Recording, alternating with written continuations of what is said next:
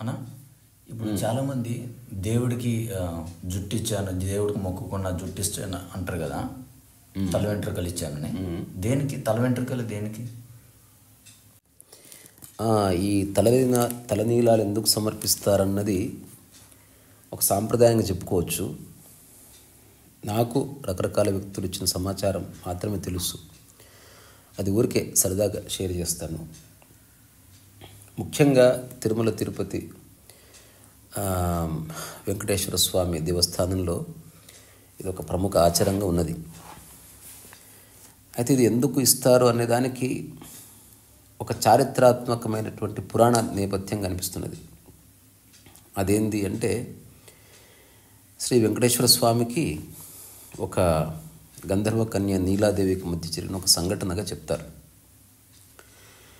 So ఆయన భూమి మీదకి వచ్చినప్పుడు వెంకటేశ్వర స్వామికి తలకి దెబ్బ తగిలితే ఆమె తన వెంట్రుకలను ఇచ్చి స్వామివారి గౌరవాన్ని కాపాడింది అన్నట్టు ఒక కథ ప్రచారంలో ఉంది. దానికి కారణంగానే ఇప్పటి వరకు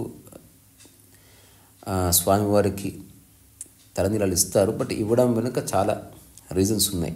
ముఖ్యంగా ఒక రీజన్ ఏమిటంటే, చాలామందికి వెంట్రుకలను చూసి మురిసిపోతుంటారు. అదొక అహంకారానికి చిహ్నంగా, తన అందాన్ని ప్రకటించుకోవడానికి ఒక సంకేతంగా భావిస్తారు. కాబట్టి ఆ అహంకారాన్ని, ఆ గర్వాన్ని త్యజిస్తే కనుక జీవితంలో కాస్త ఒద్దిక వస్తుందన్న కాంటెక్స్ట్లో వెంట్రుకలు సమర్పిస్తారు.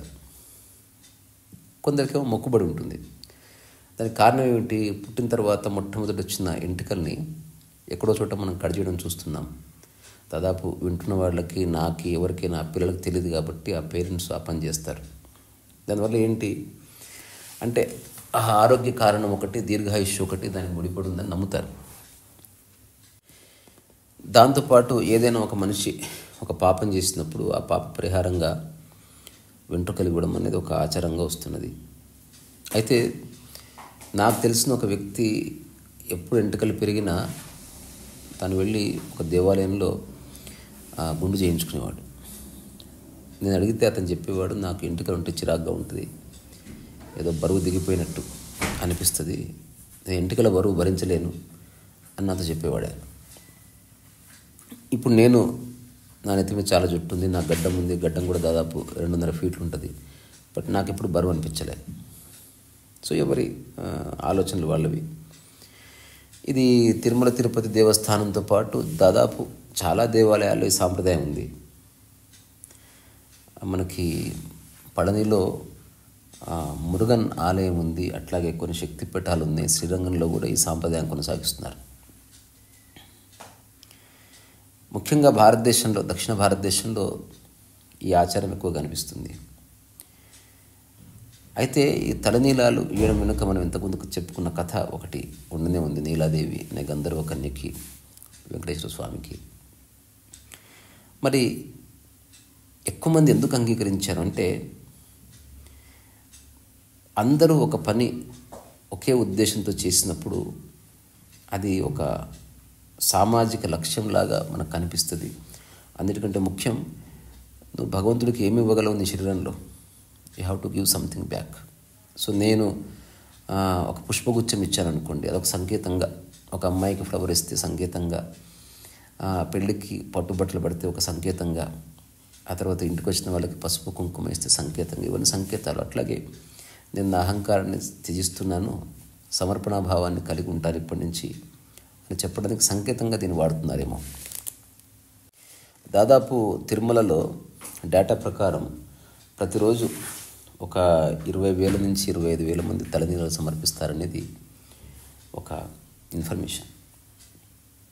దాన్ని ఏం చేస్తారు అంటే, విగ్గులుగా తయారు చేసి విదేశాల్లో విక్రయిస్తారు. దాని ద్వారా వచ్చే డబ్బుని తిరుమల తిరుపతి దేవస్థానం ఆధ్యాత్మిక సాంస్కృతిక కార్యక్రమాలకు ఉపయోగిస్తారు. అట్లాగే విద్యా వైద్య రంగాల లోపల వాళ్ళకు కావలసిన ఖర్చులు దాని నుంచి కొంత తీసుకుంటారన్నది ఒక సమాచారం.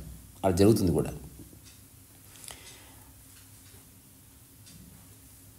ఇప్పుడు ఆ తలనీలాలు ఇచ్చే ఒక ప్లేస్ని మనం కళ్యాణ కట్ట అన్నాం కదా, అక్కడికి వెళ్ళి స్నానం చేసి తలనీళ్ళు అర్పించి తిరిగి స్నానం చేసి అట్లేదో ఒక సాంప్రదాయంగా. సో ఇది సాంప్రదాయంగా చూస్తే చూడటమే కరెక్ట్. నాకు అంతకుమించి వేరే పెద్ద రీజన్స్ అయితే నాకు కనబడలేదు. సో ఇందులో వ్యక్తిగత కారణాలు ఉన్నాయి, సామాజిక సాంస్కృతిక కోణాలు ఉన్నాయి, అట్లాగే మొక్కుబడులు ఉన్నాయి. దాని తర్వాత భక్తికి త్యాగానికి ప్రతీక అనే ఒక సంకేతం ఉన్నది.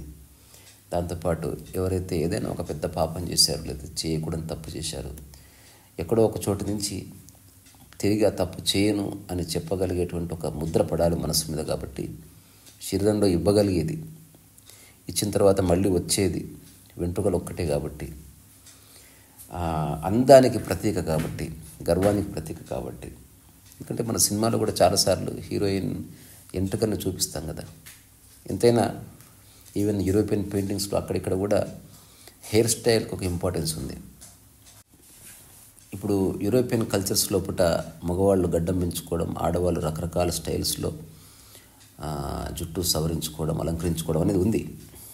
అందుకని మేబీ ఆ అహంకారాన్ని లేదా ఆ గర్వాన్ని నేను కలిగి ఉండకూడదు అని చెప్పడానికి ఒక సంకేతం చేస్తున్నారేమో. నాకు ఇది ప్రధాన కారణంగా కనిపిస్తున్నది. మరి బాగా పురాణాలు అవి చదివిన పండితులు ఏమన్నా వీటి గురించి ఎక్కువ వ్యాఖ్య చేస్తారో నాకు తెలియదు. నేను చిన్నగా ఉన్నప్పుడు నాకు తెలియని వయసులో తలనీలాలు ఇచ్చాను, అది ఇప్పించారు కాబట్టి. ఆ తర్వాత ఇప్పటి వరకు నేను ఎప్పుడు ఇవ్వలేదు. దాని అర్థం ఇవ్వకూడదని కాదు, సరే నాకు గర్వం లేదు, అహంకారం లేదు కాబట్టి ఇవ్వాల్సిన అవసరం లేదేమో. రెండోది, ఎంటుకలు చూసి నేను ఎప్పుడు మురిసిపోలేదు. నాకు ముఖ్యంతో చేతులెంతో ఎంటుకలు అంతే. నా మూల సిద్ధాంతం ఒకటే, మన శరీరంలో ఏ అవయవము ఇంకో అవయవానికి అడ్డురాదు కాబట్టి మనం అన్నింటినీ ఉంచుకున్నాం. ఒకవేళ ముక్కు కన్నుకు అడ్డు వస్తే ముక్కును తీసేస్తామేమో.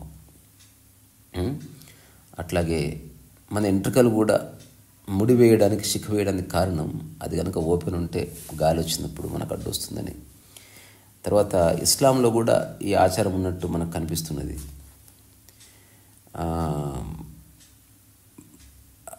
అదేమిటంటే దానికి ఏదో పేరు అంటారు, హజ్ లేదా ఉమ్రా అని. వాళ్ళు మక్కాకి వెళ్ళినప్పుడు అక్కడ వెంట్రుకలు ఇచ్చే సాంప్రదాయం ఉంది. దానికి తహల్లుల్ అని పేరు. సో ఏదేమైనా ఇది ఒక సాంప్రదాయంగా చూస్తే సరిపోతుంది అంతే, అంతకుమించి మరే పెద్ద బలమైన కారణాలు లేవు. ఒకవేళ ఏదైనా కారణం తీసుకోవాల్సి వస్తే ఇంతకుముందు చెప్పినట్టు మన శరీరాన్ని చూసి దేహాభిమానం పోగొట్టుకోవడానికి, మన శరీరంలో గాలి వస్తే ఏది కదలదు, ఒక జుట్టు తప్ప. అందుకని ఇప్పుడు హీరో బాలకృష్ణ ఉన్నాడు అనుకోండి, ఆయన కొత్త సినిమాలో కొత్త గెటప్ అంటే ఏం వేస్తారు, బట్టలు మారుస్తారు, జుట్టు మారుస్తారు, అంతే, మీసం మారుస్తారు. అంతకంటే ముక్కు మార్చలేరు, తొడలు మార్చలేరు.